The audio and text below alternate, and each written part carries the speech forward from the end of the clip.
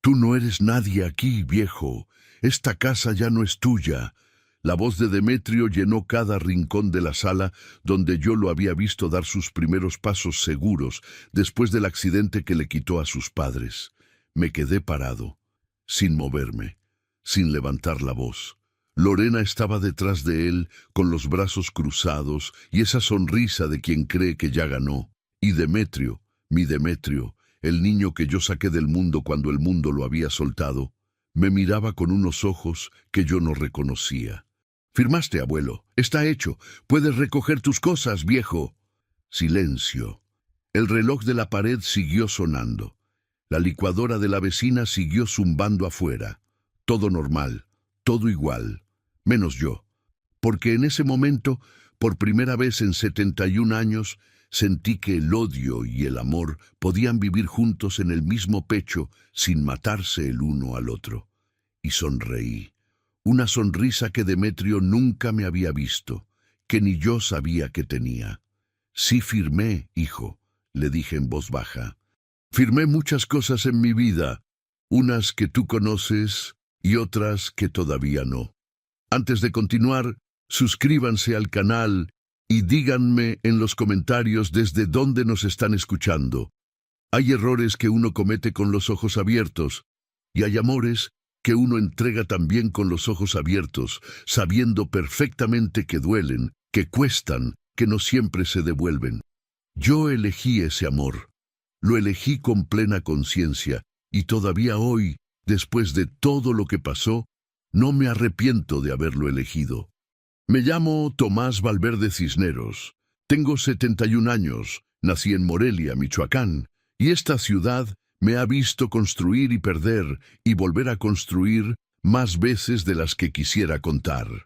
Trabajé 38 años como técnico de mantenimiento en una fábrica del sector textil. No fue un trabajo glamoroso, nunca lo fue, pero era honesto y me dejaba dormir por las noches. Con ese trabajo mantuve una casa, crié a mis 2 hijas, enterré a mi esposa Soledad, y cuando pensé que lo más difícil ya había pasado, la vida me presentó al reto más grande que he enfrentado en toda mi existencia. Un niño de 5 años parado en el umbral de mi puerta, con una bolsa de plástico como única maleta y los ojos más asustados que he visto en mi vida. Demetrio era hijo de mi sobrino Arnulfo, que murió junto con su esposa en un accidente de carretera en la salida a Pátzcuaro. Una madrugada de lluvia, una curva mal calculada, y 2 personas desaparecieron del mundo dejando atrás a un niño de 5 años que de repente no tenía a nadie. Los demás familiares pusieron excusas. Cada quien tenía su razón para no poder hacerse cargo. Yo no busqué razones. Fui al DIF, hice los trámites y traje a Demetrio a vivir conmigo. Mis hijas ya vivían fuera de Morelia en ese entonces. Paz, la mayor, estaba casada en Salamanca. Isidora, la más chica, en Lázaro Cárdenas. Ninguna podía tampoco. Fui yo quien decidió solo, sin que nadie me presionara, que ese niño no iba a crecer en un sistema que no tenía cara ni nombre para él. Los primeros meses fueron difíciles. Demetrio no hablaba, comía poco, se despertaba de noche llorando y tardaba en recordar dónde estaba. Yo no sabía nada de criar niños pequeños a esa edad. A mis hijas las crié con Soledad, y Soledad siempre fue la que tenía el instinto natural para esas cosas. Aprendí solo, a los 49 años, a calentar leche a la temperatura correcta, a peinar un mechón rebelde, a sentarme junto a una cama pequeña hasta que la respiración del niño se volviera pareja y tranquila. Con el tiempo, Demetrio empezó a hablar, luego a reír, luego a llamarme abuelo, aunque no lo fuera por sangre directa. Ese abuelo me costó 3 años de paciencia y muchas noches sin dormir, y fue la cosa más valiosa que alguien me ha dicho en la vida después del te amo de Soledad. Lo mandé a la escuela con ropa nueva cada año, aunque eso significara no cambiarme yo los zapatos. Cuando terminó la preparatoria con buenas calificaciones, lo ayudé a tramitar la beca para la universidad. Cuando la beca no alcanzó para todo, puse la diferencia de mi propio bolsillo. Cuando me dijo que quería estudiar Derecho, me llenó el corazón de un orgullo que no supe cómo expresar en palabras. Así que solo asentí y le dije lo único que sabía decirle: estudia bien, hazte hombre de provecho, no desperdicies lo que tienes. Se recibió hace 4 años. Yo fui a su graduación con el traje que había guardado desde el entierro de Soledad. Colgué su título en la pared de su cuarto con mis propias manos.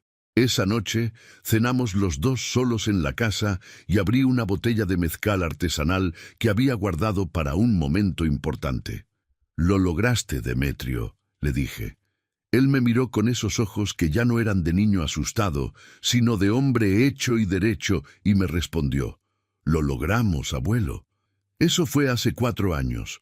Todo lo que vino después empezó hace 1. Demetrio conoció a Lorena en el despacho donde trabajaba. Ella era asistente administrativa, de palabras precisas y sonrisa estudiada. La trajo a conocerme un domingo de marzo, y yo la recibí como recibo a todas las personas que entran a mi casa, con café, sin preguntas incómodas y con el tiempo suficiente para que la persona se muestre sola. Lorena se mostró sola, sí. Solo que yo tardé demasiado en ver lo que me estaba mostrando. Era el tipo de mujer que hace preguntas que no parecen preguntas, que pregunta por el tamaño de la casa con el mismo tono que pregunta por el sabor del café, que mira las paredes, los muebles, la cocina y sonríe de una manera que en ese momento yo interpreté como admiración, pero que ahora entiendo era otra cosa completamente distinta. «Qué casa tan bonita, don Tomás», me dijo aquella primera tarde. «¿Y siempre ha vivido aquí solo?» «Desde que murió mi esposa», respondí sin pensar nada malo. Ella asintió despacio, con esa sonrisa que no llegaba del todo a los ojos. Los meses siguientes, Demetrio empezó a visitarme con más frecuencia. Lo agradecí al principio. Luego comenzó a traer papeles a la casa. Documentos del despacho, decía, que necesitaba revisar en un lugar tranquilo. Los dejaba sobre la mesa de la sala, los ordenaba, los volvía a guardar. Una tarde me pidió que firmara algo que describió como una actualización del registro catastral, puro trámite administrativo. Lo firmé confiando en él, leyendo solo lo que me señaló como importante, porque era Demetrio, el niño que yo había criado, y porque uno no le pide credenciales a la persona que llamó abuelo durante 15 años. Eso fue mi error, el primero y el más caro. Pero lo que Demetrio no sabía era que 8 años antes, cuando él todavía era estudiante de primer semestre, y yo no imaginaba que algún día tendría que protegerme de él, yo ya había firmado otro documento. Uno que ningún abogado joven y enamorado había tenido la precaución de buscar. Uno que mi difunto cuñado me recomendó en vida y que yo guardé en el fondo de una cajuela metálica debajo de mi cama sin decírselo nunca a nadie. Un documento que hacía inútil todo lo que Demetrio y Lorena llevaban meses planeando. Pero esa mañana, cuando Demetrio me dijo que recogiera mis cosas y Lorena sonreía detrás de él, ninguno de los dos sabía que ese papel existía. Y yo todavía no había decidido en qué momento decírselos, porque 71 años me habían enseñado algo que ninguna carrera de derecho enseña en las aulas, que el momento en que revelas lo que sabes importa tanto como lo que sabes. Y ese momento todavía no había llegado. Salí de mi propia casa, no porque no pudiera quedarme, sino porque entendí que en ese momento necesitaba pensar lejos de ellos. Me dolía. Me dolía de una manera que no tiene nombre exacto en ningún idioma. Esa mezcla de traición y vergüenza ajena y amor roto que solo conoce quien ha criado a alguien como si fuera hueso de su hueso y descubre que ese alguien lo miró siempre como un escalón. Pero aprendí hace mucho tiempo, en los años más duros de mi vida, que el dolor que se le muestra al enemigo es munición que le regalas. Y Demetrio, en ese momento, era mi enemigo. La idea todavía me costaba trabajo sostenerla, pero era la verdad, y a mi edad uno ya no tiene tiempo para mentirse. Caminé 3 cuadras sin rumbo fijo. El aire de Morelia en noviembre tiene ese frío limpio que huele a pino y a tierra húmeda, y por un momento me detuve en una esquina a respirarlo, dejando que el frío me ordenara los pensamientos que tenía revueltos en la cabeza. Lo primero que hice fue llamar a don Blas Cervantes. Don Blas había sido compañero de trabajo de mi cuñado durante 20 años en la misma fábrica donde yo trabajé. Era abogado de formación, pero nunca ejerció en despacho grande ni buscó clientes importantes. Se dedicó toda la vida a ayudar a gente común con problemas comunes: escrituras mal firmadas, herencias enredadas, contratos que nadie leyó bien antes de estampar el nombre. Era el tipo de hombre que carga con el conocimiento sin presumirlo, que sabe más de lo que dice y dice menos de lo que sabe. Exactamente el tipo de persona que uno necesita cuando el problema no es sencillo. Contestó al segundo timbre. «Blas», le dije, «necesito verte hoy, ahora sí puedes». Hubo una pausa corta, del tipo que hacen las personas que leen el tono de voz antes de responder. «¿Tan grave está la cosa?» «Grave suficiente. Dame una hora, en el mismo lugar de siempre». El mismo lugar de siempre era una fonda pequeña en la colonia Félix Ireta, de esas que no tienen letrero en la puerta, pero siempre están llenas de gente que sabe lo que come. Pedí un café y me senté a esperar. La señora que atendía las mesas me conocía de años y no me preguntó nada, lo cual agradecí. A veces la discreción de los desconocidos vale más que el cariño de los cercanos. Don Blas llegó puntual, con su chamarra café de siempre y el maletín de piel gastada que cargaba desde que lo conocí. Se sentó frente a mí, pidió un atole con la seña de siempre y me miró sin prisa. Le conté todo, desde que Demetrio conoció a Lorena, pasando por los papeles que empezó a traer a la casa, el documento que firmé sin entender bien lo que firmaba, hasta la escena de esa mañana con Demetrio diciéndome que recogiera mis cosas mientras ella sonreía desde atrás. Don Blas escuchó sin interrumpirme. Cuando terminé, tomó un sorbo de atole y permaneció en silencio unos segundos, mirando la taza. «¿Recuerdas lo que firmaste exactamente?», preguntó finalmente. «Una hoja. Me dijo que era actualización catastral. ¿Tenías credencial a la mano cuando firmaste?» «Me la pidió. Tomó una fotografía de mi credencial con su teléfono como parte del supuesto trámite». Don Blas asintió despacio, con la expresión de quien está armando un rompecabezas que ya conoce, pero necesita confirmar las piezas. «Lo que firmaste probablemente no fue una actualización catastral, Tomás. Con tu firma y tu identificación, un abogado con acceso a los formatos correctos puede tomar un documento que fue presentado como trámite administrativo y utilizarlo para elaborar una cesión de derechos con apariencia legal. No el camino más limpio, pero el más difícil de detectar cuando quien firma cree que está firmando otra cosa. ¿Y eso le da derecho a quedarse con la casa? No directamente, pero le da herramientas para iniciar movimientos sobre la propiedad. Depende de qué haya hecho con esa firma en el tiempo que lleva usándola». Hizo una pausa. «¿Y el usufructo vitalicio?» Ahí estaba, la palabra que yo había guardado en el fondo de mi cabeza desde esa mañana como el único clavo al que aferrarse.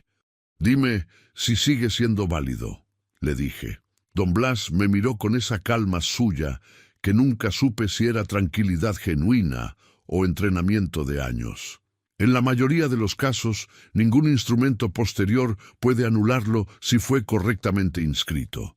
El usufructo vitalicio te garantiza el derecho de uso y disfrute de esa propiedad mientras vivas, independientemente de quién figure como propietario en el papel. Demetrio puede tener el título, pero no puede sacarte de ahí. Sentí algo aflojarse dentro del pecho. «Está bien redactado», dije. «Lo firmamos tú y yo hace 8 años, cuando murió Soledad. Lo guardé sin decírselo a nadie. Don Blas soltó el aire despacio. Entonces, estás protegido en la casa, pero hay un problema, Tomás. Puso las manos sobre la mesa y me miró directo. Si Demetrio ya movió la escritura a su nombre y ya hay un registro actualizado, recuperar el título legal va a requerir un proceso judicial, va a ser lento, va a ser público. Y mientras ese proceso ocurre, él puede intentar vender. ¿Puede vender si el usufructo está inscrito? Puede intentarlo. Un comprador informado no aceptaría, porque el usufructo aparece en el registro. Pero un comprador deshonesto, o uno que no revisa bien, podría cerrar el trato antes de que tú puedas detenerlo. Me miró fijo. ¿Crees que Lorena es capaz de eso? No necesité pensar la respuesta. Sí. Don Blas guardó silencio un momento. Afuera, en la calle, pasó una camioneta con música norteña a todo volumen, que luego se alejó y dejó el silencio de la tarde moreliana. Necesito ver el documento del usufructo hoy mismo, y necesito que me firmes una carta para solicitar el historial de movimientos de esa propiedad en el registro público. Si Demetrio ya hizo algo, lo veremos ahí. ¿Cuánto tiempo tarda eso? Si lo metemos hoy, mañana por la tarde tenemos la respuesta. Pagué el café, me puse de pie y le puse la mano en el hombro. Gracias, Blas. Él negó con la cabeza. No me agradezcas todavía. Primero veamos qué encontramos en ese registro. El tono de su voz, más que sus palabras, me avisó que había algo que ya sospechaba y que yo todavía no sabía. Esa noche volví a la casa, porque era mi casa y porque no iba a darle a Demetrio el gusto de verme fuera de ella. Entré con mi llave, que todavía funcionaba, y me fui directo a mi cuarto, sin pasar por la sala. Demetrio no estaba. Lorena tampoco. Solo el silencio de paredes que conocen toda mi historia y que esa noche parecían escucharme respirar. Saqué la cajuela metálica de debajo de la cama. Adentro, entre documentos viejos y una fotografía de Soledad que guardo sin marco porque así se ve más real, estaba el sobre. Lo abrí con cuidado, como se abren las cosas que uno sabe que importan. El documento estaba intacto, con las firmas y los sellos exactamente donde los recordaba. Lo sostuve entre las manos un momento antes de guardarlo en la bolsa interior de mi chamarra, cerca del pecho. Entonces sonó mi teléfono. Era Paz, mi hija mayor, llamando desde Salamanca. «Papá», dijo con una voz que yo conocía bien, esa voz que usa cuando está tratando de controlar algo que la está desbordando. «Acabo de recibir un correo de Demetrio. Dice que tú le cediste la casa voluntariamente, que firmaste todo, y que si quiero saber la situación real de la familia, que te pregunte por qué llevas años ocultando deudas». Me quedé en silencio. Lorena, no Demetrio. Lorena había pensado en todo, hasta en aislarme de mis hijas antes de que yo pudiera hablar con ellas. «Paz», le dije con la voz más tranquila que pude encontrar. «Mañana te llamo y te explico todo. Esta noche solo quiero que sepas que yo no cedí nada y que no tengo ninguna deuda». «Entonces, ¿por qué Demetrio dice que...?» «Mañana, hija, mañana te explico». Colgué. Me senté en el borde de la cama. La fotografía de Soledad me miraba desde adentro de la cajuela abierta. «Ya sé», le dije en voz baja, «ya sé que me lo advertiste». Esa noche no dormí. No porque tuviera miedo, sino porque estaba pensando. Y cuando un hombre que ha perdido y reconstruido más de una vez en su vida se pone a pensar en serio, es muy difícil parar.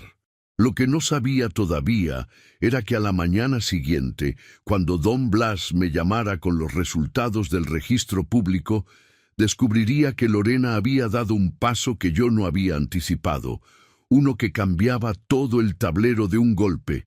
Don Blas me llamó a las 11 de la mañana. No empezó con rodeos, nunca los usaba, y ese día menos. «Tomás, la propiedad ya está a nombre de Demetrio. El movimiento se registró en cuestión de semanas». En cuestión de semanas. Mientras yo tomaba café con él los domingos, mientras le preguntaba cómo iba el trabajo, mientras le calentaba los frijoles que sobraban, porque siempre le habían gustado recalentados. Él ya había firmado los papeles, ya había cerrado el trato, ya me había robado en silencio con la misma boca que me decía abuelo. ¿Hay algo más?, pregunté, porque el tono de don Blas me decía que todavía no había terminado. Hubo una pausa breve. Sí. Pocos días después, Demetrio firmó una promesa de compraventa con un tercero, alguien que no conozco, nombre que no aparece vinculado a ningún despacho de la ciudad. Precio pactado, 1.800.000 pesos. Tomás, si esa venta se formaliza antes de que nosotros actuemos, recuperar el título va a ser 3 veces más difícil. El número me golpeó, no por lo que valía, sino por lo que significaba. La casa donde nació Paz, donde Isidora aprendió a andar en bicicleta en el patio, donde Soledad murió agarrándome la mano una madrugada de julio, donde yo senté a un niño de 5 años con los ojos asustados y le prometí, sin palabras, que ya no iba a estar solo.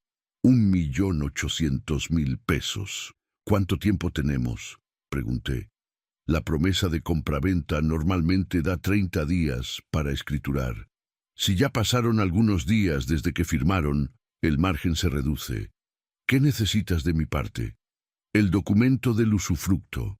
Una declaración tuya firmada ante mí como testigo, y que me acompañes mañana a primera hora al registro público para inscribir una medida cautelar sobre la propiedad.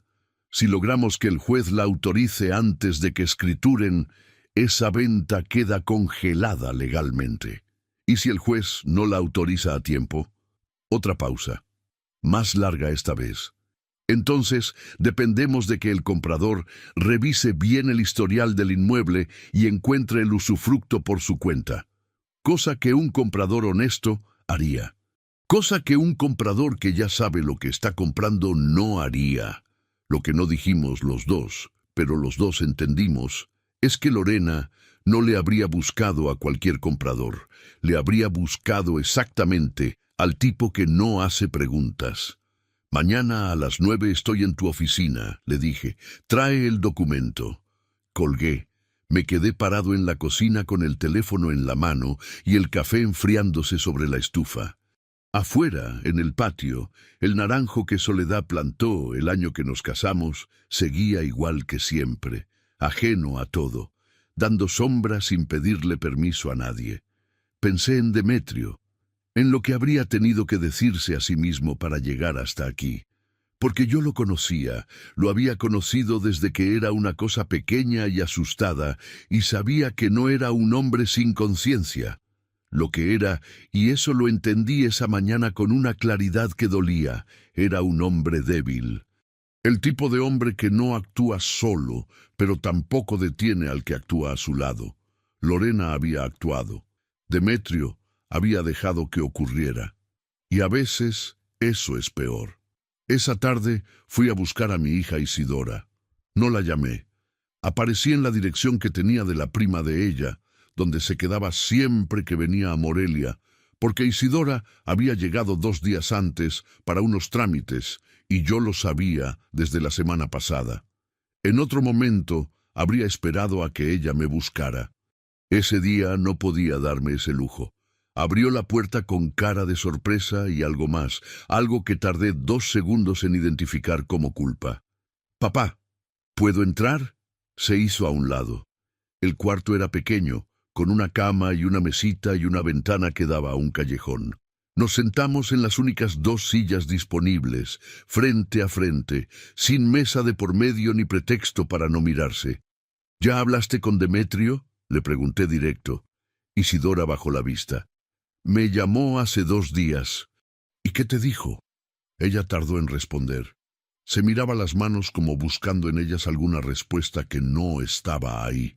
«Que tú habías decidido cederle la casa, que era un acuerdo entre los dos, que ya estabas grande y que era mejor que él se encargara de las cosas. ¿Y tú le creíste?». El silencio que siguió era la respuesta, no un silencio de culpa, sino de vergüenza, que es diferente. La culpa sabe lo que hizo. La vergüenza sabe lo que no hizo. Papá, yo... No te estoy reclamando. La interrumpí, y era verdad. No tenía energía para reclamos, y además no era el momento. Te estoy informando. Demetrio no tiene ningún acuerdo conmigo. Usó una firma mía para hacer un movimiento sobre la casa que yo nunca autoricé. Y ahora hay una promesa de compraventa con alguien que quiere escriturar pronto. Vi cómo el color le cambiaba en la cara. ¿Está vendiendo la casa? Lo está intentando. ¿Puede hacer eso? No legalmente. Pero si no lo detenemos a tiempo, el daño puede ser muy difícil de revertir. La miré fijo. Necesito saber si estás de mi lado, Isidora. No en contra de Demetrio. No te pido eso. Te pido que estés de mi lado. Mis hijas heredaron cosas distintas de Soledad. Paz heredó su paciencia. Isidora heredó su carácter, esa manera de ponerse recta cuando algo la ofende de verdad. Esa columna que no se dobla, aunque todo lo demás tiemble. Se puso recta en ese momento. ¿Qué necesitas que haga? Le expliqué todo. El usufructo, la medida cautelar, los días que nos quedaban. Le pedí que llamara a Paz esa misma noche y le contara la versión completa antes de que Demetrio volviera a comunicarse con ella. Le pedí también algo más delicado. Necesito que hables con Demetrio, no para confrontarlo, no todavía, solo para escucharlo. Quiero saber si esto fue completamente él o si hay algo que no estamos viendo. Isidora frunció el ceño. ¿Crees que Lorena lo manipuló? Creo que Demetrio tomó decisiones que no habría tomado solo. No lo justifico, pero necesito entender qué pasó antes de decidir hasta dónde llegó con esto. Ella me miró un momento con esa expresión que le heredó a su madre, esa que dice que está procesando algo que le cuesta trabajo aceptar. Todavía lo quieres, ¿verdad? Después de todo lo que hizo. No respondí de inmediato. Miré por la ventana al callejón donde un gato naranja caminaba por la barda, con la indiferencia elegante de los animales que no deben explicaciones a nadie. Querer a alguien y dejar que te destruya son cosas distintas, dije finalmente. Yo aprendí eso con tu madre. Ella me quería, pero no me dejaba hacer tonterías sin decírmelo. Ese es el amor que vale. Isidora asintió despacio. Se limpió los ojos con el dorso de la mano, rápido, como si no quisiera que yo lo viera. Lo vi. Me puse de pie. Le di un abrazo que duró más de lo normal, de esos que uno da cuando no sabe cuándo va a ser el siguiente. «Papá», dijo cuando me soltó, «¿tú ya sabías que algo así podía pasar algún día?» Pensé en Soledad, en cómo me miraba a veces cuando Demetrio estaba en la casa, con esa expresión que yo no supe leer en su momento o que no quise leer. En cómo una noche, meses antes de que muriera, me dijo algo que guardé sin entender del todo. «Tomás, el usufructo no es solo un papel. Es una promesa que te haces a ti mismo de que lo que construiste no va a desaparecer porque alguien más lo decida». Ella lo sabía. Soledad siempre lo sabía. «Tenía una corazonada», le respondí a Isidora. «Tu madre me enseñó a hacerle caso a las corazonadas». Salí a la calle. El frío de la tarde ya había bajado un escalón más, de ese frío michoacano que se mete por las costuras de la ropa aunque uno traiga chamarra. Caminé de regreso a la casa pensando en los días que me quedaban. En Don Blas y la medida cautelar. En Isidora hablando con Paz. En Demetrio, en algún lugar de la ciudad. Probablemente con Lorena, probablemente convenciéndose de que lo que habían hecho tenía alguna justificación que yo no era capaz de entender. Y pensé en algo más, en un detalle que Don Blas me había dicho de pasada, casi sin importancia, pero que yo había guardado en algún rincón de la cabeza, porque a mi edad uno aprende que los detalles sin importancia a veces son los que más importan.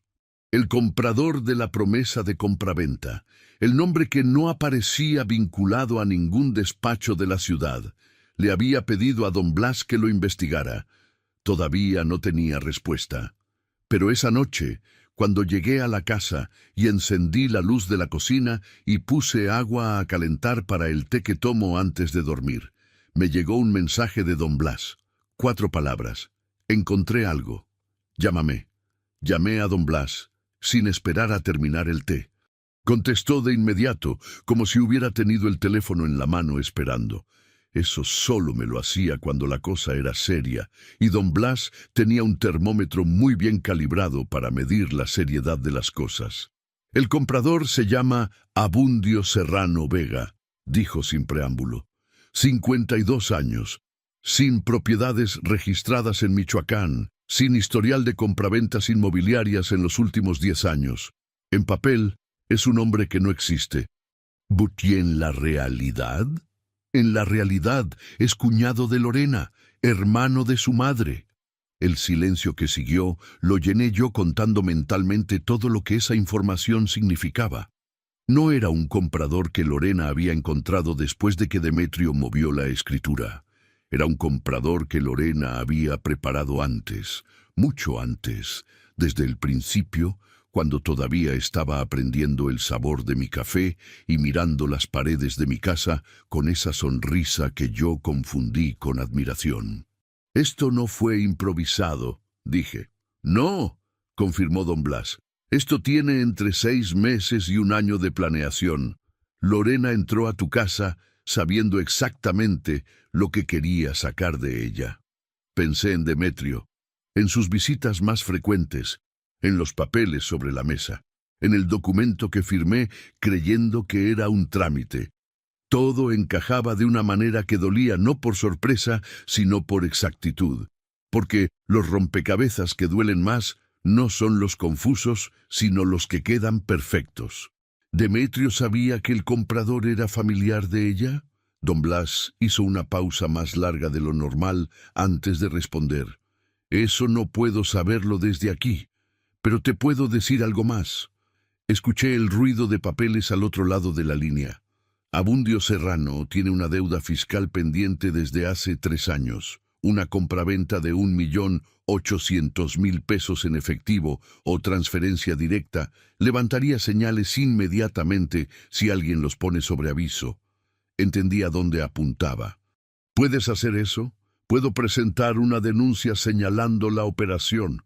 No detiene la venta por sí sola, pero obliga a que cualquier movimiento financiero quede bajo escrutinio.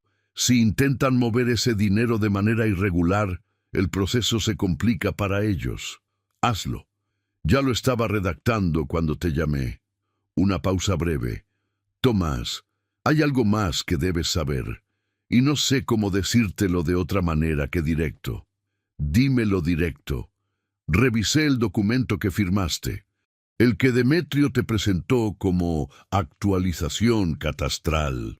Escuché que tomaba aire despacio. Era un documento que fue presentado como trámite administrativo, pero que fue utilizado para elaborar una cesión de derechos con apariencia legal. Un instrumento donde declaras transferir voluntariamente la titularidad del inmueble, sin coacción aparente, sin precio de por medio. Las palabras cayeron una por una como piedras en agua quieta. ¿Eso es válido legalmente? Depende de cómo lo mire el juez. Por un lado, tiene tu firma y tu identificación. Por otro lado, si podemos demostrar que te fue presentado de manera engañosa, que te dijeron que era otra cosa, estamos ante dolo civil. Fraude, Tomás, no un error administrativo. Fraude deliberado cometido por alguien que conoce la ley exactamente suficiente para usarla contra ti. Fui a sentarme. Las piernas no me fallaron, pero les avisé de antemano que era mejor no tentar la suerte. ¿Y el usufructo anula eso? El usufructo te protege del desalojo, pero no anula la cesión automáticamente. Para eso necesitamos el proceso judicial donde demostremos el dolo. El usufructo es tu escudo, el proceso judicial es tu espada. Necesitas los dos. ¿Cuánto tiempo va a tomar el proceso? Don Blas tardó un momento en responder. Si el juez acepta la demanda y autoriza la medida cautelar, la venta queda congelada mientras se resuelve. El proceso de fondo puede tardar meses, pero Demetrio y Lorena no van a poder hacer nada con esa propiedad mientras el juicio esté activo. ¿Y si el juez no acepta a tiempo? Entonces tenemos que detenerlo por otra vía. Hizo una pausa. Pero hay algo que podría acelerar todo esto de manera significativa. ¿Qué? Un testigo. Alguien que pueda declarar que estuvo presente cuando Demetrio te presentó el documento como actualización catastral. Alguien que haya escuchado cómo te lo explicó, las palabras exactas que usó para convencerte de firmarlo. Cerré los ojos un momento. Recorrí mentalmente esa tarde, la mesa de la sala, los papeles. Demetrio explicando con esa voz tranquila de abogado joven que está acostumbrado a que los viejos firmen sin preguntar. Y detrás de él, en la entrada de la cocina, alguien que había llegado 10 minutos antes a traer unas verduras que le pedí porque esa semana yo no había podido salir al mercado. Doña Natividad, la vecina de enfrente, 74 años, viuda desde hace 12. La mujer que me había cuidado el patio cuando me operé la rodilla, que me avisaba cuando llegaba correspondencia importante, que tocaba a mi puerta con cualquier pretexto porque vivía sola, y la soledad a esa edad pesa diferente. Doña Natividad había estado ahí. La había visto desde la sala cuando Demetrio me puso los papeles enfrente. «Tengo un testigo», le dije a don Blas. «¿Confiable?» 74 años y la memoria más afilada del barrio. Necesito hablar con ella mañana antes de entrar al registro. Mañana a las 8 en tu oficina. Fui a casa de doña Natividad esa misma noche. Eran casi las 9 y su ventana tenía luz, como siempre, porque ella decía que dormir temprano era cosa de gente sin historias que contar. Abrió la puerta con su delantal de flores encima de la bata, con esa expresión de quien ya sabía que tarde o temprano iba a tocar a alguien con un problema. «Don Tomás, pase». Su sala olía a vela de iglesia y a café de olla. Me senté en el sillón que ella señaló y esperé a que se acomodara frente a mí con esa postura recta que conservaba como si los años no se hubieran atrevido del todo con su columna.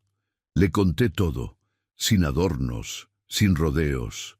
Ella escuchó con los brazos cruzados y los ojos fijos en mí, de esa manera que tienen las mujeres mayores que han escuchado suficientes problemas ajenos para saber cuándo algo es serio de verdad. Cuando terminé, guardó silencio unos segundos. «Yo estaba ahí», dijo. «Lo sé». Alcancé a escuchar lo suficiente para entender lo que le estaban diciendo. Tenía la ventana de la cocina abierta y estaba dejando las verduras en la mesa. Me miró fijo. ¿Necesita que lo diga frente a un juez? Frente a un abogado primero. Y si llega a juicio, sí.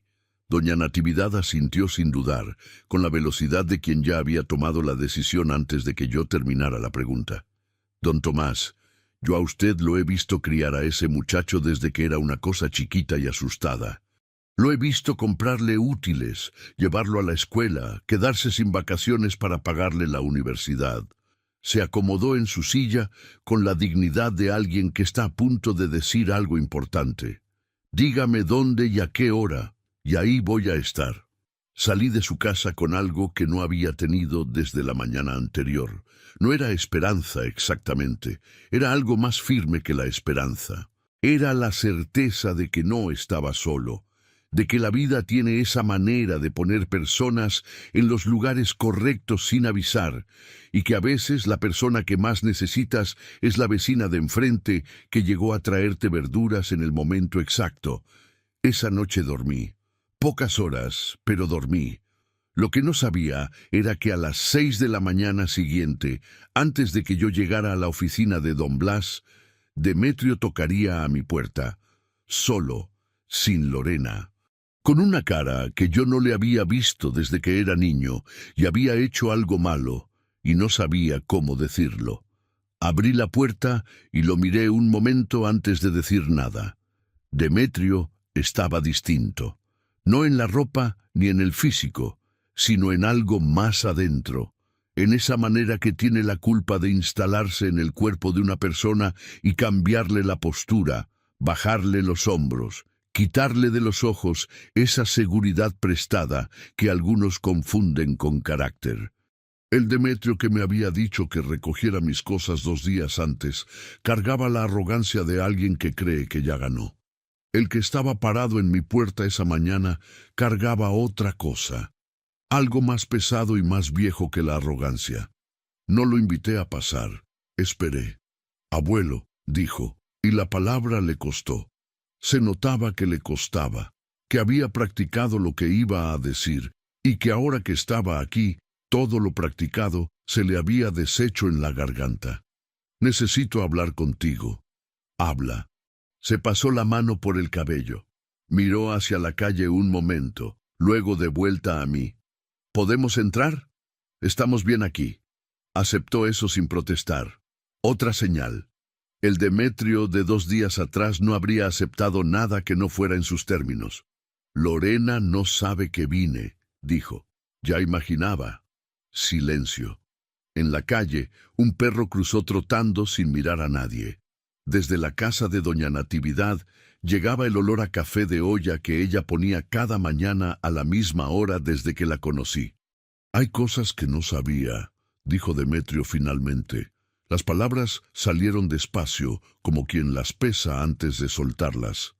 «Cuando Lorena me explicó el plan, me dijo que era una forma de proteger la propiedad, que si tú morías sin tener todo en orden, el gobierno podía quedarse con parte, que era mejor pasarlo a mi nombre ahora, con un proceso limpio, y que después lo arreglábamos legalmente entre los dos». Lo miré sin hablar. «Sé cómo suena», continuó, y se le quebró levemente la voz en la última palabra. «Sé que suena exactamente como lo que es, pero en ese momento Ella tiene una manera de explicar las cosas que hace que todo parezca razonable, que parezca que es por el bien de todos». «¿Y el comprador?», pregunté.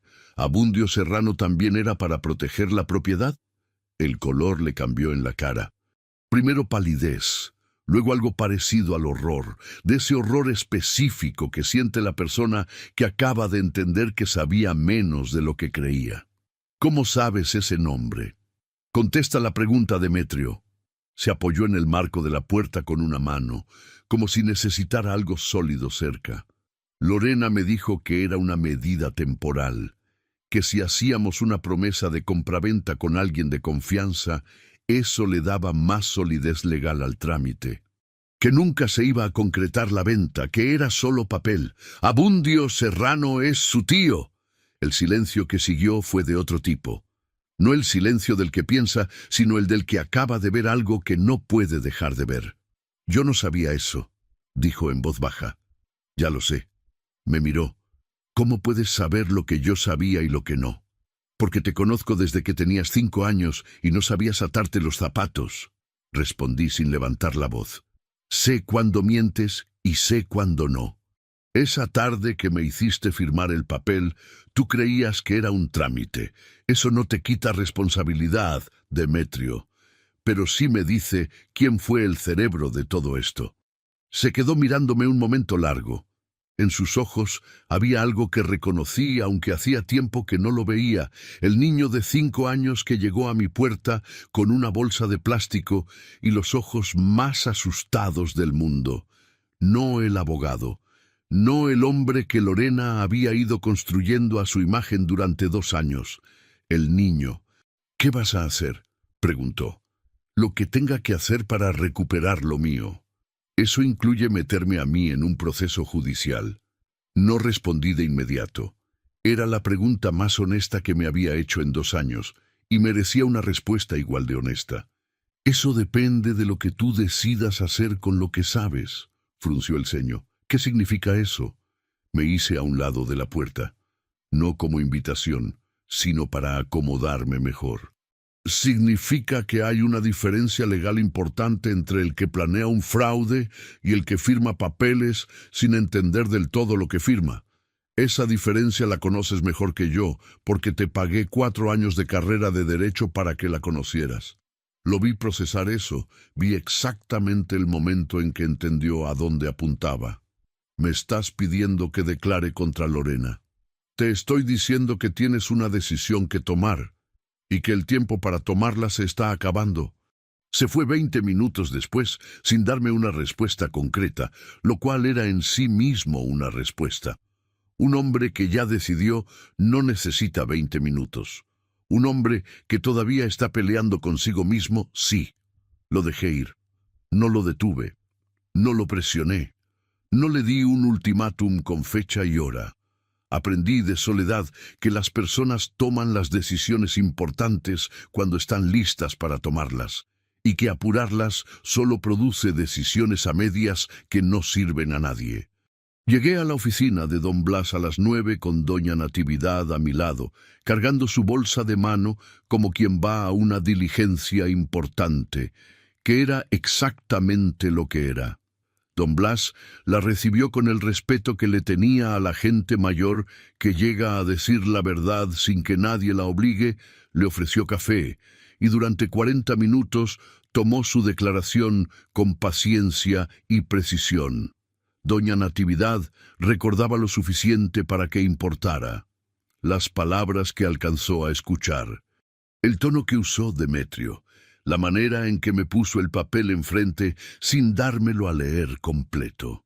Lo recordaba con esa memoria de persona mayor que olvida dónde dejó las llaves, pero nunca olvida lo que importa, porque la vida le ha enseñado a distinguir entre las dos cosas. Cuando terminó, don Blas revisó sus notas y asintió con esa expresión suya de satisfacción contenida. Esto es suficiente para fundamentar el dolo en la demanda. Con esto y el usufructo, el juez tiene elementos sólidos para la medida cautelar. La presentamos hoy. Esta tarde. Tengo todo listo. Me miró. Hay algo más que quiero preguntarte antes de entrar al registro.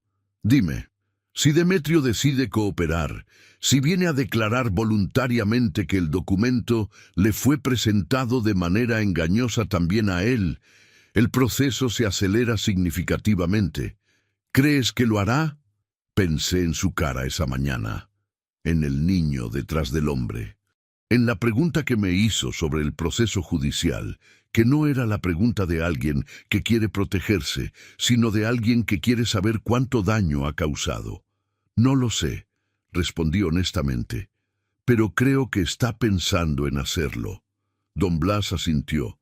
Si se decide, que me llame antes de hablar con nadie más, y que no le diga nada a Lorena.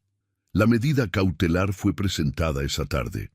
Don Blas conocía al secretario del juzgado de muchos años, no de manera corrupta, sino de esa manera en que la gente que trabaja en los mismos pasillos durante décadas aprende a respetarse mutuamente. Eso no garantizaba nada, pero garantizaba que el expediente no iba a perderse en un cajón.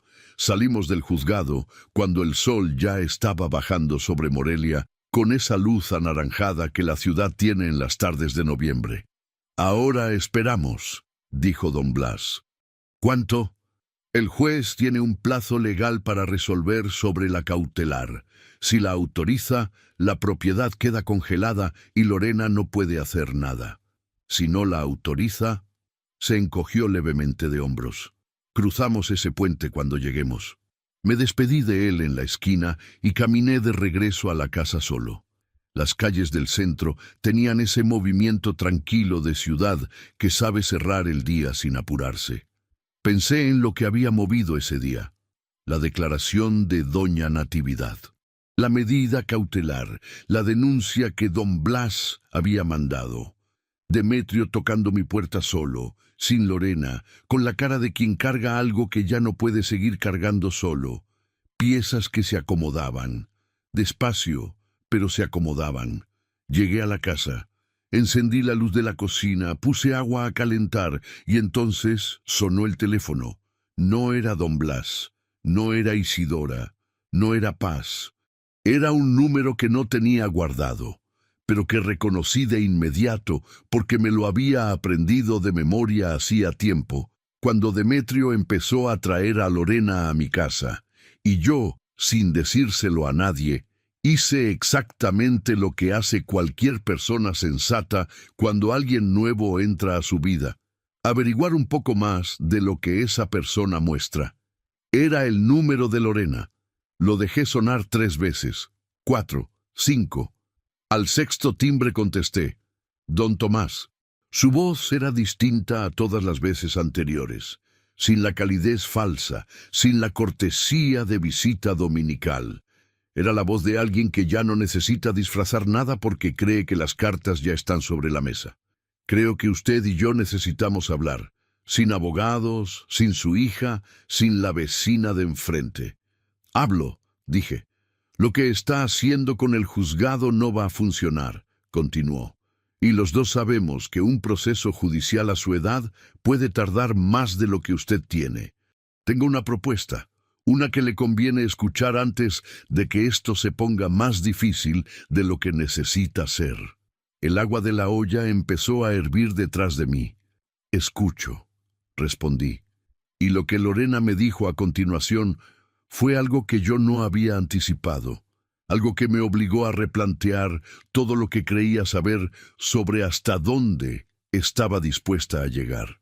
Lorena habló durante 4 minutos sin que yo la interrumpiera, no porque no tuviera nada que decir, sino porque aprendí hace muchos años que cuando alguien te está revelando información sin darse cuenta de que te la está revelando, lo más inteligente que puedes hacer es cerrar la boca y escuchar. Usted no entiende la situación completa, don Tomás. Lo que hicimos no fue por codicia, fue por necesidad. Demetrio tiene una deuda seria, de las que no se pagan con ruegos ni con abogados. Hizo una pausa calculada. Desde hacía más de 2 años pidió dinero prestado a una persona que no debió. 100,000 pesos que se convirtieron en 180 con intereses mensuales abusivos fuera del sistema bancario, y los 180 se convirtieron en 240 cuando no pudo pagar a tiempo. Ya van 3 avisos. El último no fue una llamada telefónica. Me quedé en silencio procesando eso. ¿Por qué no me lo dijeron?, pregunté. Porque usted es lo único que Demetrio tiene que funciona, respondió Lorena. Y en su voz había algo que no esperaba encontrar, una honestidad sin adornos que contrastaba con todo lo demás. No iba a pedirle ayuda al único hombre que nunca lo ha fallado. Prefería resolver el problema solo antes de que usted lo viera en ese estado. Y tu solución fue robarme la casa. Mi solución fue usar lo que había disponible para sacar a Demetrio de un problema que podía costarle algo más que dinero. El tono endureció levemente. ¿Equivocada? Probablemente. ¿Ilegal? Usted y su abogado dirán que sí. Pero había una persona a quien yo quiero en peligro real, don Tomás, y yo hice lo que pude con lo que tenía. Guardé silencio un momento. Afuera el viento movía las ramas del naranjo de soledad con ese sonido suave que siempre me pareció una conversación entre hojas. ¿Cuánto falta por pagar?, pregunté. Una pausa del otro lado. No la esperaba.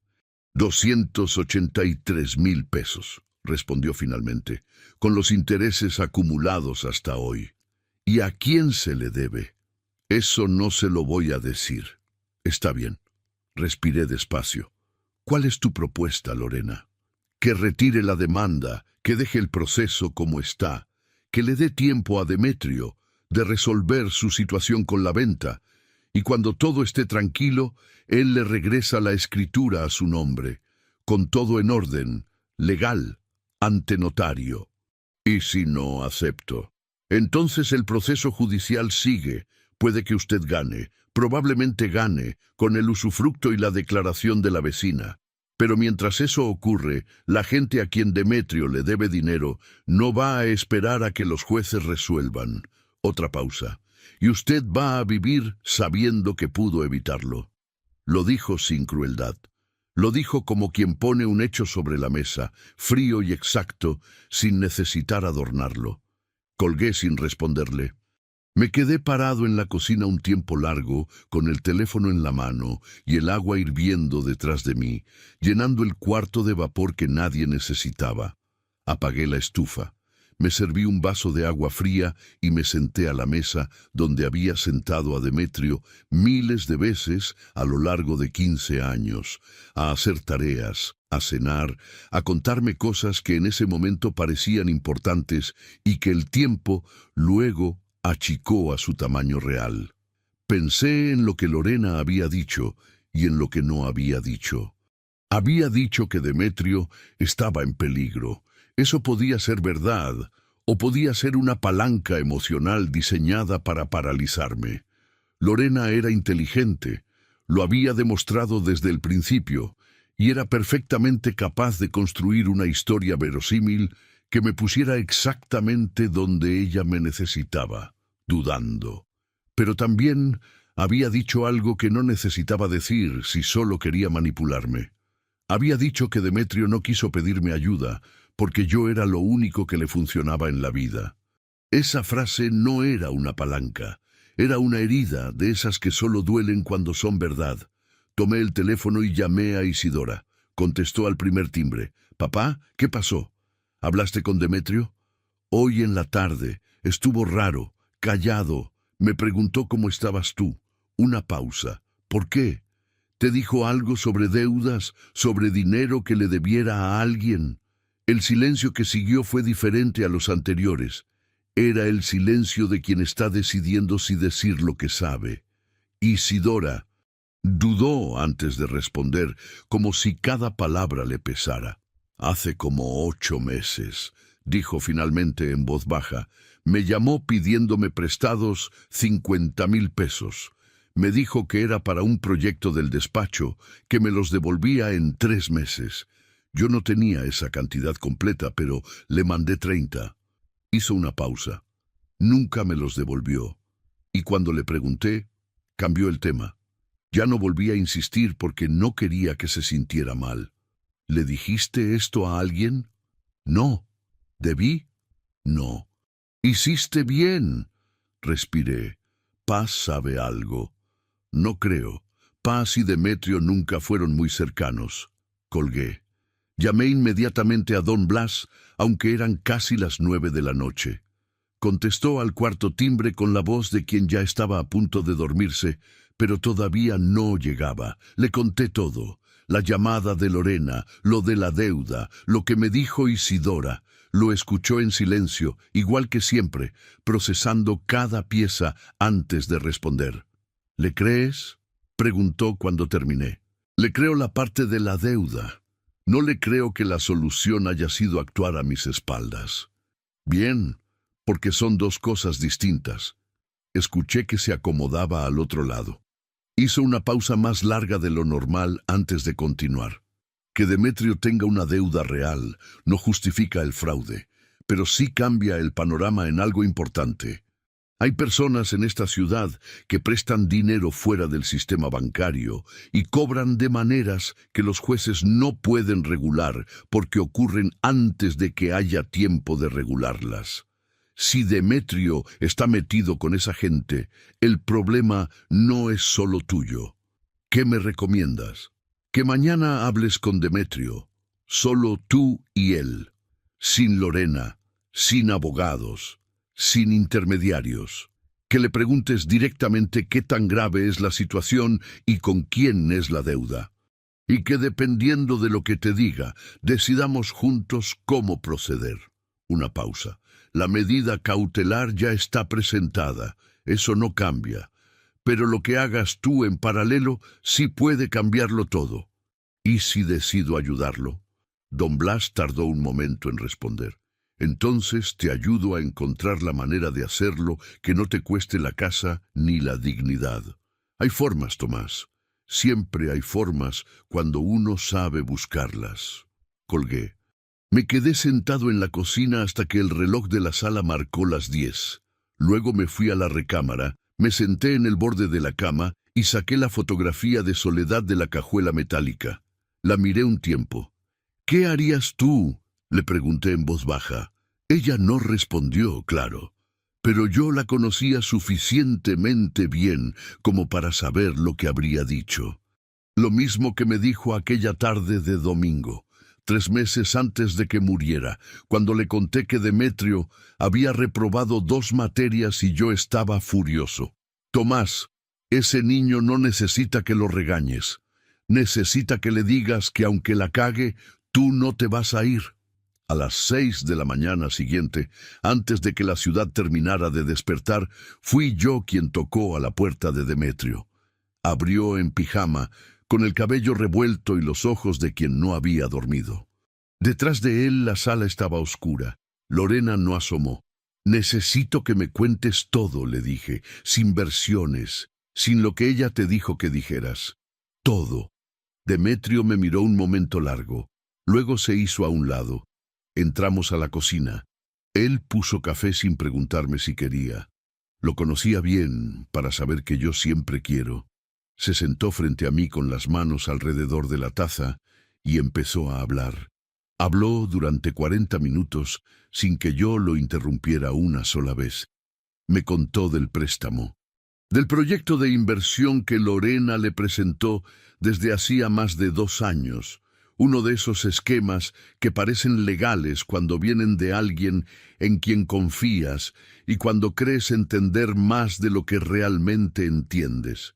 Me contó cómo el dinero que pidió prestado se fue en ese proyecto que nunca rindió lo prometido. Me contó del hombre al que le debían, un prestamista que operaba desde un local comercial en una de las calles del primer cuadro de la ciudad, y que tenía la costumbre de aparecer en los lugares donde menos se esperaba para recordarle a la gente sus compromisos.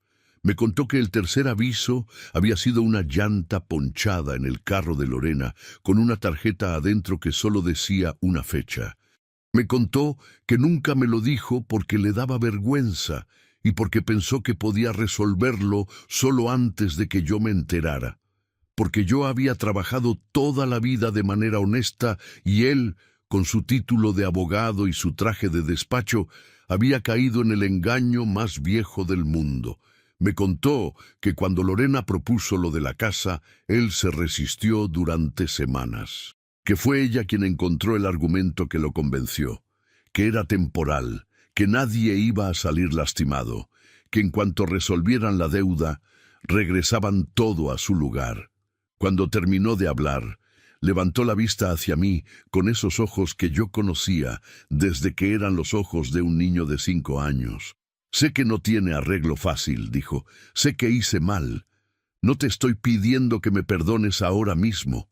Solo quería que supieras la verdad». Lo miré un momento.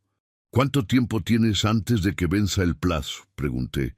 Demetrio parpadeó, como si no esperara esa pregunta. 12 días. ¿Sabes exactamente a cuánto asciende la deuda total con los intereses de hoy? 283,000 pesos. Asentí despacio. «Llama a don Blas esta mañana. Dile que estás dispuesto a firmar una declaración completa sobre el documento que me hiciste firmar, que reconoces el dolo y que cooperas voluntariamente». Hice una pausa. «Haz eso primero, antes de cualquier otra cosa». Demetrio me miró sin entender del todo. «¿Y la deuda?» «La deuda la resolvemos después. Pero primero necesito saber que eres el hombre que crié, no el que Lorena convenció de que podía serlo». Se le llenaron los ojos. Los apretó rápido, con esa vergüenza masculina de quien no quiere llorar delante de nadie, especialmente delante del hombre cuya opinión más le importa. «¿Por qué harías eso después de todo lo que pasó?». Pensé en Soledad, en lo que me dijo aquella tarde de domingo, en la fotografía en la cajuela metálica, en el naranjo del patio que sigue dando fruta aunque nadie le pida que lo haga. Porque, aunque no lo diga fácil, sigo siendo el hombre que te crió, aunque el hijo la haya cagado, aunque cueste. Demetrio puso la taza sobre la mesa y se cubrió la cara con las manos. Yo me levanté a servirme más café, porque él necesitaba ese momento, y yo necesitaba algo que hacer con las manos mientras lo tenía. Lo que ninguno de los dos sabíamos todavía era que Lorena, en ese momento, estaba haciendo una llamada desde la recámara, una llamada que iba a obligarnos a mover todo mucho más rápido de lo que habíamos planeado. Demetrio escuchó la llamada desde la cocina, no porque pusiera el altavoz, ni porque Lorena levantara la voz, sino porque hay conversaciones que atraviesan las paredes, aunque quien las tiene crea que las paredes son suficiente. Lorena llevaba 2 años viviendo en esa casa y todavía no había aprendido que los cuartos de las casas viejas guardan el sonido de manera distinta a los departamentos nuevos. Vi cómo cambiaba su cara. Primero confusión, luego algo más agudo, más urgente, que le tensó la mandíbula y le sacó el color de la boca. Se levantó sin decirme nada y fue al pasillo. Escuché su voz en voz baja, cortante, diciéndole algo a Lorena que no alcancé a descifrar. Luego la voz de ella más alta, con ese filo que aparecía cuando las cosas no salían como había calculado. Volví a sentarme. Tomé mi café despacio. 2 minutos después, Demetrio regresó a la cocina con la cara de quien acaba de entender algo que no quería entender. Lorena llamó a Abundio, dijo. Le dijo que acelerara los tiempos, que estuviera listo para escriturar esta semana. ¿Esta semana? Mañana si puede ser. Se sentó pesado en la silla. Sabe que estoy hablando contigo. Y sabe lo que eso significa para el plan. Saqué el teléfono y llamé a don Blas. Contestó al segundo timbre. Blas, necesito saber si la cautelar fue autorizada. Estaba a punto de llamarte. Una pausa de medio segundo que me pareció un año. El juez la autorizó dentro del plazo legal esa misma mañana. La propiedad está congelada. Ningún movimiento registral puede procesarse sobre ese inmueble hasta que el juicio de fondo se resuelva. Cerré los ojos un momento. Los abrí. ¿Lorena puede revertir eso? Tendría que presentar un recurso de apelación con argumentos sólidos. Y para eso necesita un abogado que conozca bien el expediente y tiempo que ya no tiene. Hizo una pausa. ¿Qué está pasando? Le expliqué lo de Abundio y la llamada. Don Blas escuchó sin interrumpirme. Si intentan escriturar hoy o mañana, el notario que reciba ese trámite va a encontrar la cautelar en el sistema y va a rechazarlo. Legalmente están bloqueados. Una pausa breve. Pero Tomás, hay algo que debes saber. Una cautelar congela los movimientos registrales, no congela a las personas. Entendí lo que quería decir antes de que lo terminara. ¿Demetrio está en tu casa ahorita? Sí. Quédate con él, no lo dejes salir solo, y dile que si Lorena lo presiona para hacer cualquier cosa, lo que sea, que no se mueva sin hablar conmigo primero. Colgué. Demetrio me miraba desde el otro lado de la mesa. ¿Qué dijo? Que la cautelar está activa. No pueden vender. Vi pasar algo por su cara que podría haber sido alivio si no hubiera venido acompañado de tanto peso encima. ¿Y Lorena? Eso depende de lo que ella decida hacer ahora. Como si la hubiera convocado con las palabras, Lorena apareció en la entrada de la cocina. Estaba vestida, con la bolsa colgada al hombro, lista para salir. Nos miró a los dos sentados frente a frente, y su expresión no fue de sorpresa, sino de quien confirma algo que ya sabía. «¡Qué escena tan bonita!», dijo. La voz era plana, sin el calor falso de antes y sin la furia que yo habría esperado. Era la voz de alguien que está haciendo cálculos en tiempo real. El abuelo arrepentido y el nieto devuelto al redil. «Lorena», dijo Demetrio en voz baja. «No», lo cortó con una sola sílaba. «Ya sé lo que vas a decir y ya sé lo que decidiste». Me miró directamente. «¿Está satisfecho, don Tomás? ¿Logró lo que quería?» «Todavía no», respondí sin levantar la voz. Algo en mi tono la hizo detenerse. Me miró con esa atención calculadora que le había visto desde el primer domingo que entró a mi casa. «La cautelar está activa», le dije. «La venta con Abundio no puede procesarse, y esta tarde Demetrio va a firmar una declaración reconociendo el dolo en el documento que me hizo firmar. Hice una pausa. Lo que usted decida hacer con esa información es su asunto, pero antes de que salga por esa puerta, hay algo que necesito decirle. No se movió. Esperó. Usted entró a esta casa con un plan, y ese plan estaba bien construido. No le voy a quitar eso, pero cometió un error que cometen incluso los planes más calculados. Fallan cuando las personas dejan de comportarse como se esperaba.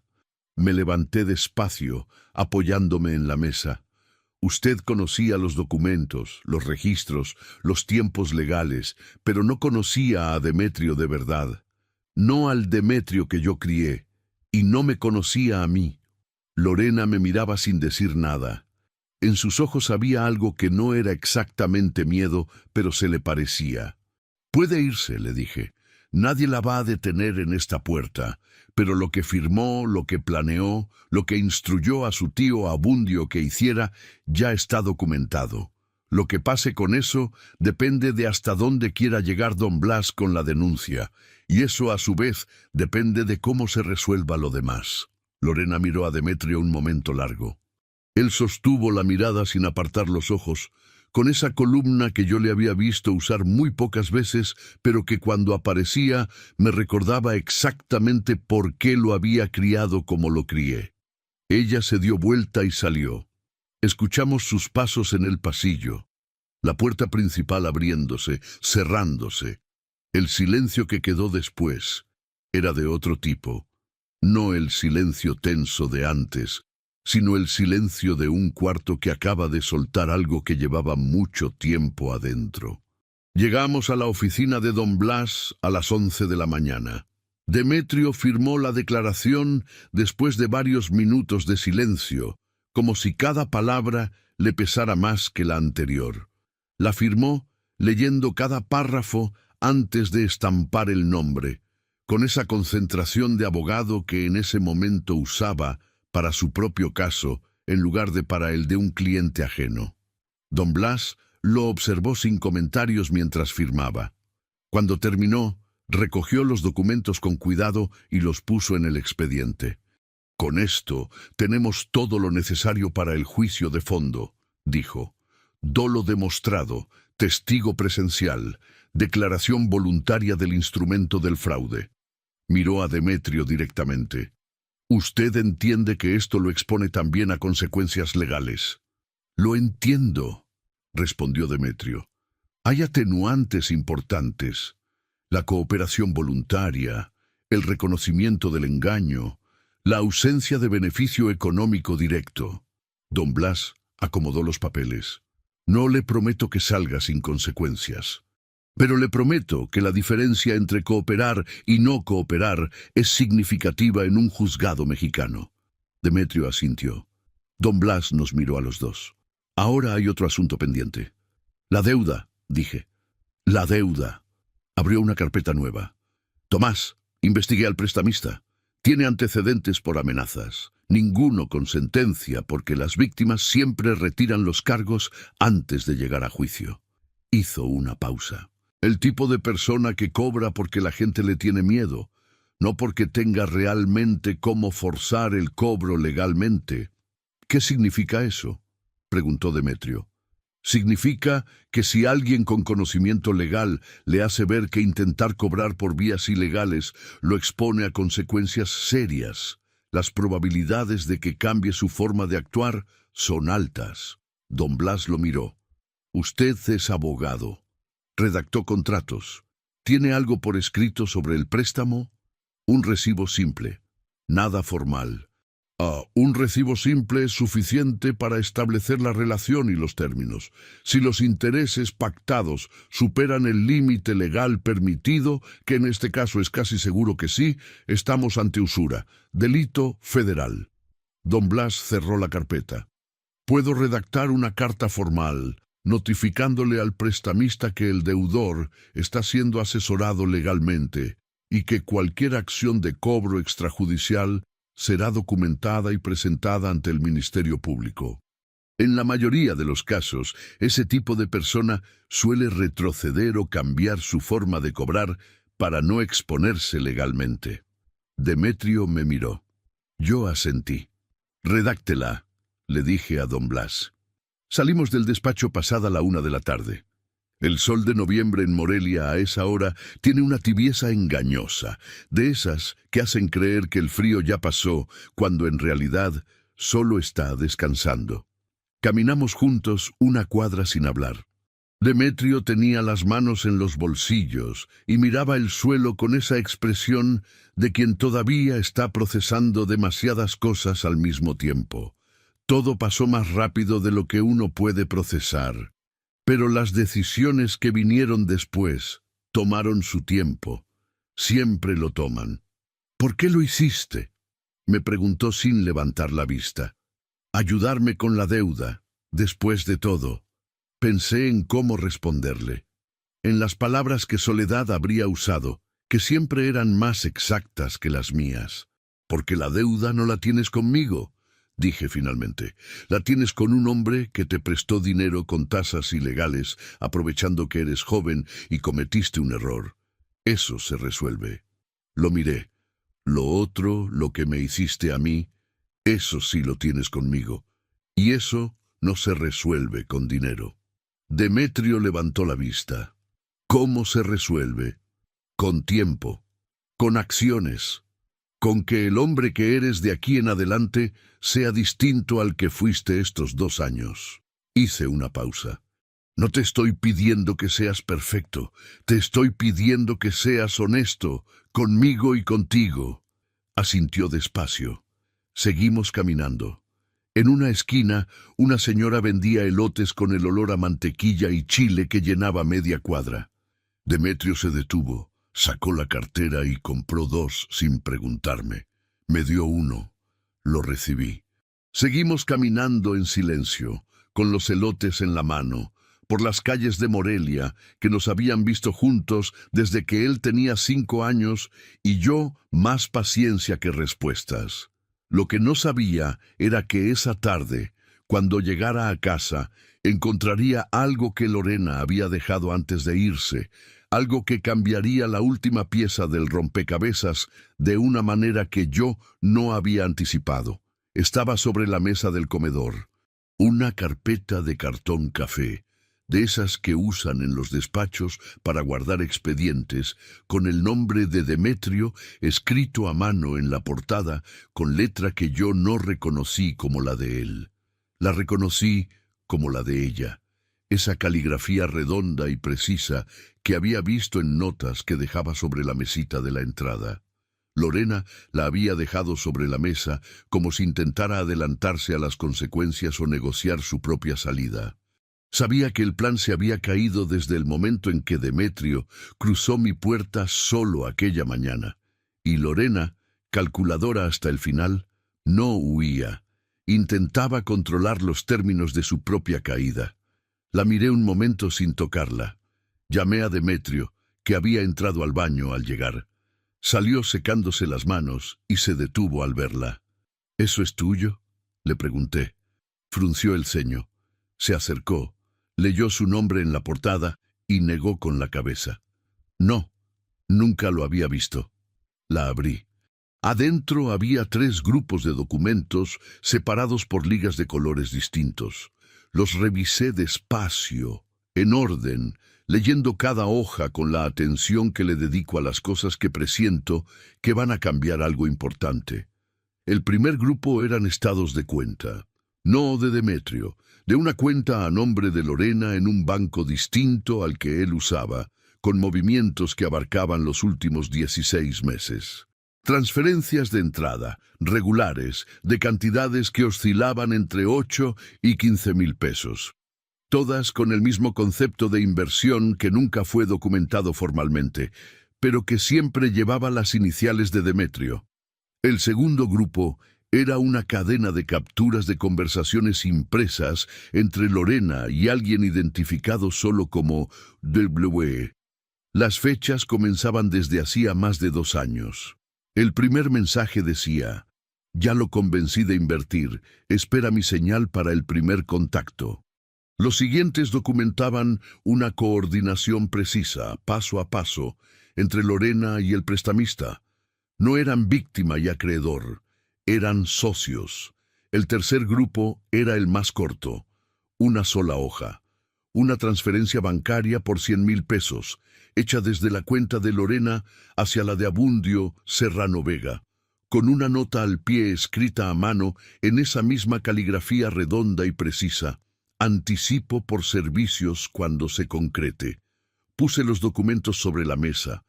Demetrio los había estado leyendo junto a mí, en silencio, con esa quietud que a veces precede a las cosas que duelen demasiado para hacer ruido. Cuando llegamos a la última hoja, se quedó parado con las manos a los lados y los ojos fijos en el papel sin leerlo ya, como si la vista se le hubiera ido a algún lugar donde los papeles no llegaban. La deuda era falsa, dijo finalmente. No como pregunta, como quien confirma en voz alta algo que acaba de acomodarse dentro de él. El dinero que perdiste en la inversión lo perdiste porque ella lo diseñó para perderse, respondí. El prestamista no era alguien que encontró por accidente, era parte del plan desde antes de que tú pidieras el préstamo. Me fabricó una deuda para tenerme asustado. Las palabras salían despacio, espaciadas, como si necesitara escucharlas para creerlas. Para que cuando llegara el momento de convencerme con lo de la casa, yo ya estuviera tan metido en el problema que no pudiera decir que no. Eso parece.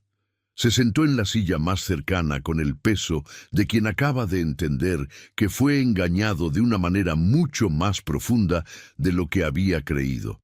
No era solo que Lorena lo hubiera convencido de hacer algo malo, era que había construido el escenario completo, cada pieza, cada miedo, cada urgencia, para llevarlo exactamente donde ella necesitaba que estuviera.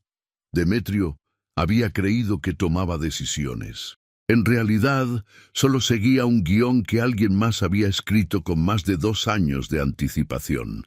Llamé a don Blas, le describí los documentos uno por uno, lo escuché respirar profundo al otro lado.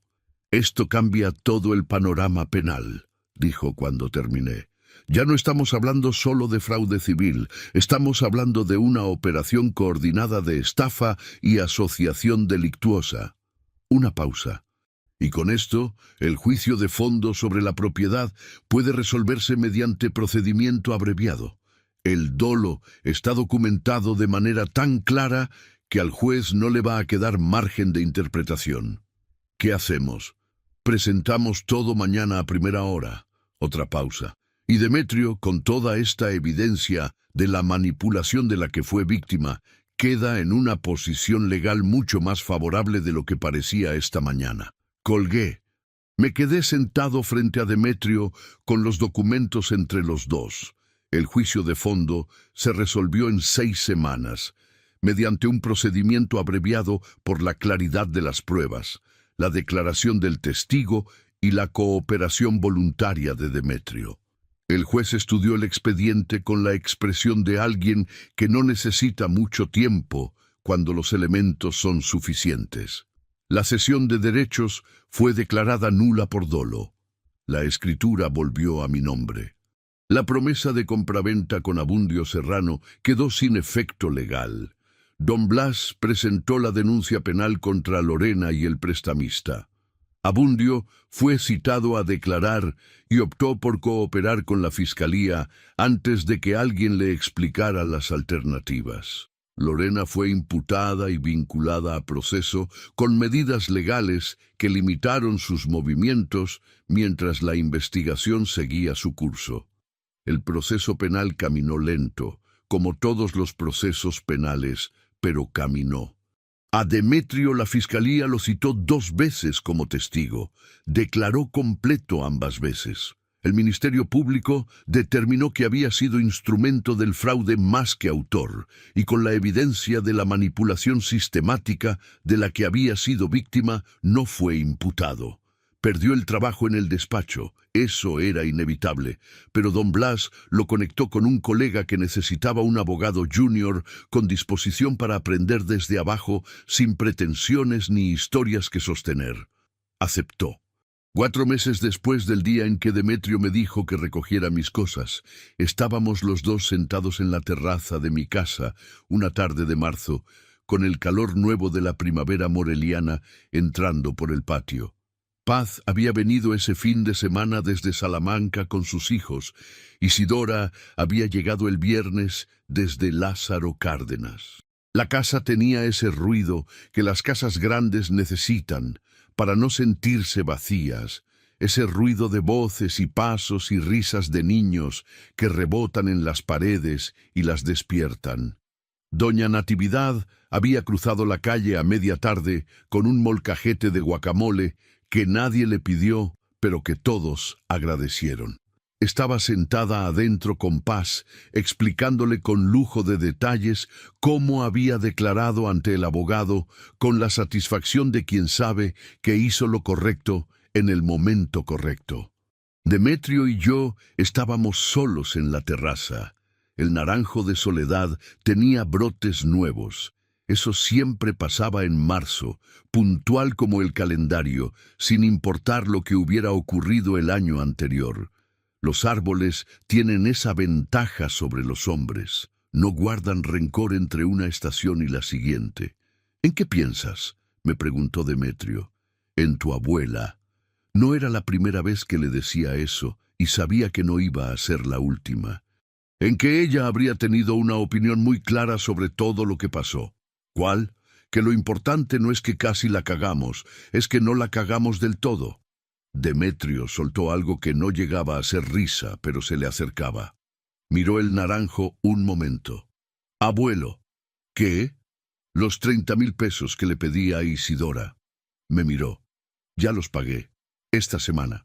Con el primer sueldo del despacho nuevo. Lo miré. Él sostuvo la mirada. Bien, dije. No me digas más que eso. No necesitas más que eso. Nos quedamos en silencio un momento, de esos silencios que ya no pesan, sino que descansan. Adentro, los niños de Paz corrían por el pasillo con ese ruido de pies pequeños que no piden permiso a nadie. Pensé en todo lo que había ocurrido en los últimos meses. En don Blas, revisando expedientes a las 9 de la noche. En doña Natividad cruzando la calle con su bolsa de mano, lista para decir lo que alcanzó a escuchar frente a quien fuera necesario. En Isidora, que dudó antes de hablar pero al final no guardó nada. En Demetrio firmando su declaración después de varios minutos de silencio, como si cada palabra le pesara más que la anterior. En Lorena dejando esa carpeta sobre la mesa. Calculando hasta el final, intentando negociar su propia salida cuando ya no había salida limpia, sin entender que hay cosas que no se calculan y que incluso los planes más inteligentes fallan cuando las personas dejan de moverse como piezas. Levanté mi taza hacia el naranjo de Soledad. No dije nada. Ella sabía, no todo estaba resuelto.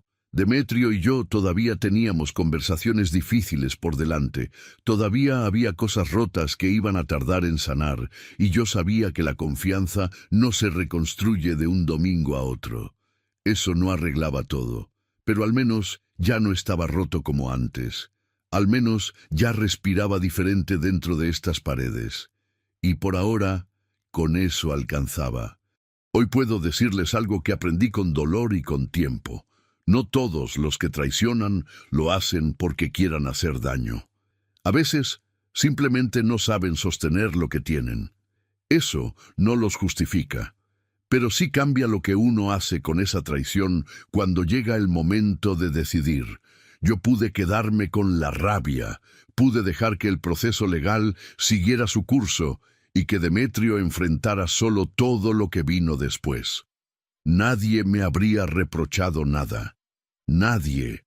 Pero elegí otra cosa. No porque sea mejor persona que nadie, sino porque aprendí de Soledad que las cosas que valen la pena siempre cuestan algo. y que el costo de perdonar, aunque sea enorme, siempre es menor que el costo de cargar con el odio hasta el final. Ahora les pregunto a ustedes, que me han escuchado hasta aquí, ¿qué habrían hecho en mi lugar? ¿Habrían dado esa segunda oportunidad o habrían dejado que la justicia sola se encargara de todo? No hay respuesta correcta, pero me interesa la de ustedes. Déjenla en los comentarios y si esta historia les llegó, compártanla con alguien que la necesite escuchar.